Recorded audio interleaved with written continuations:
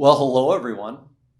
In our scripture passage for today, we are reminded that part of following Jesus is living the way that he taught us to live. And one way we can learn to do that better is by reading our Bibles and paying close attention to the lessons we learn at church. Then we can take what we read or learned and compare it to our lives. Are our lives the same as what we read in the Bible?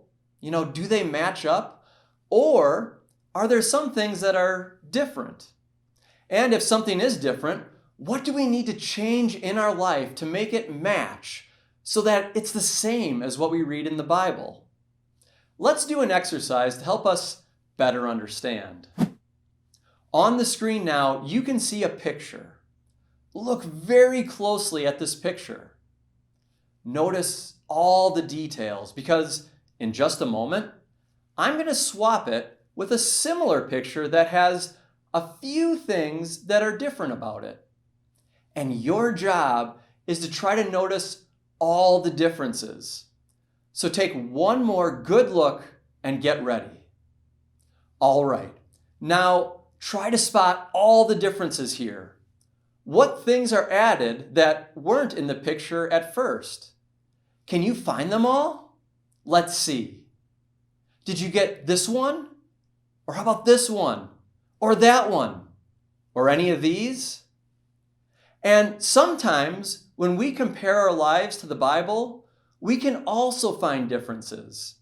We can find stuff that we've added to our lives, things like lying or being mean to people, things that don't belong in our lives because Jesus didn't do it. Okay, let's try another example. So again, take a close look at this picture. If you're watching at home later, you can even pause this video if you need a little bit more time to compare. All right, ready? Now compare it to this picture. Can you find all the things that are missing in this picture from the first picture? Let me help you out. Did you see that this was missing in the second picture? Did you notice this one? Or how about that one? What about these other ones? And when we compare our lives to the Bible, we might also find some things that are missing. Things like prayer, serving others, or worshiping together at church. And when we notice these things, we should do our best to try to make a few changes in our lives to match Jesus' life. Great. You all are doing awesome. But in our final example, we can learn about another possibility that was also happening in our scripture passage for today. So for this final one, take a really long look at this first picture. Again, if you're watching at home and you want to pause this, you can do that. All right, I'm about to switch it.